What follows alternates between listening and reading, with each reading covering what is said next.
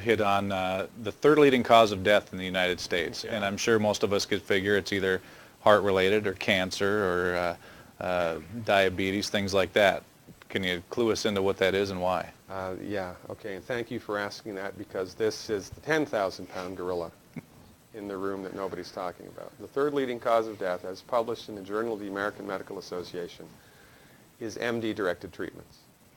This means you go to a medical doctor, an MD. He gives you a treatment and you die from it. According to the United States Department of Health and Human Services, 15,000 Medicare patients a month are killed by MD treatment, and nobody goes to jail. A handful of terrorists fly 2 planes into the Twin Towers. 3,500 people die, and we go to war. But 15,000 people a month are killed by medical doctor treatments, and we don't bat an eyelash. This is because we have been, I don't want to say brainwashed, that's not the correct term, but we have been, for the last 100 years, kind of led into this false belief. You know, I think it was Marcus Welby that started it, that the medical doctor is king and knows everything about everything. And really, you need to just shut up and follow your medical doctor's advice. Most people in the United States have no idea at all of the history of the evolution of medicine in the United States. In the early 1900s, it was a relatively level playing field between the chiropractors, the osteopaths, the homeopaths, and the MDs. In 1915, 1920, there was something called the Flexner Report.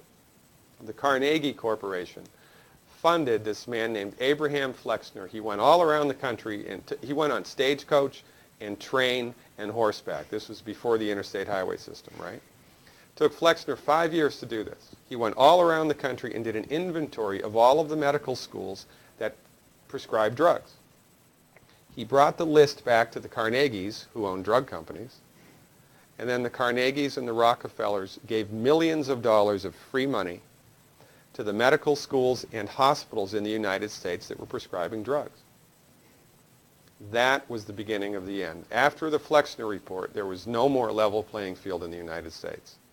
And the MDs started a juggernaut that's taken off. Most people in the United States think that the predominant medicine here, MD-directed pharmaceutical medicine, we think that those guys are top dog because their therapeutics are better than the homeopaths or the naturopaths or the chiropractors. It's not.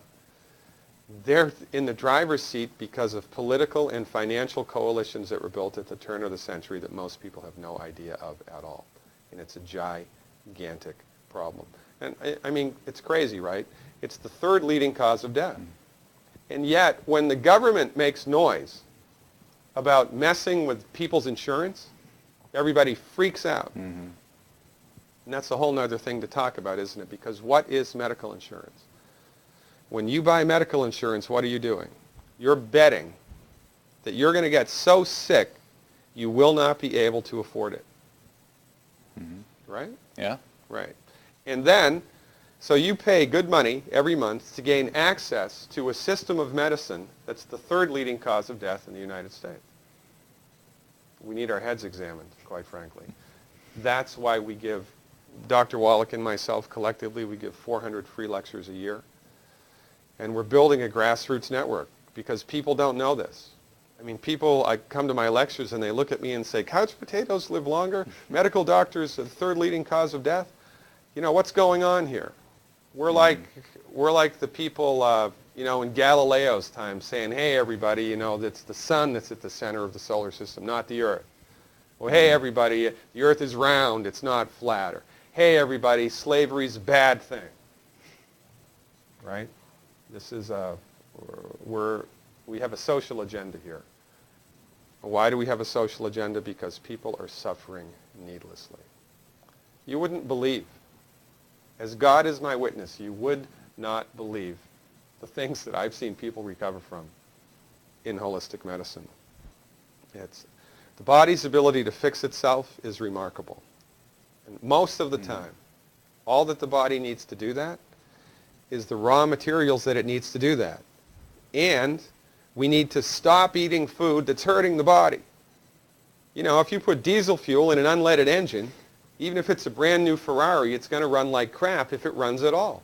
And there's nothing wrong with the car, it just had the wrong fuel. It's the same with the human body. You give the human body the raw materials that it needs, clean up the diet, Superman, Superwoman. And you know, if you don't get to super status, then at least your blood pressure normalizes, at least your arthritis goes away, at least your anxiety and panic attacks go away, and you can sleep through the night.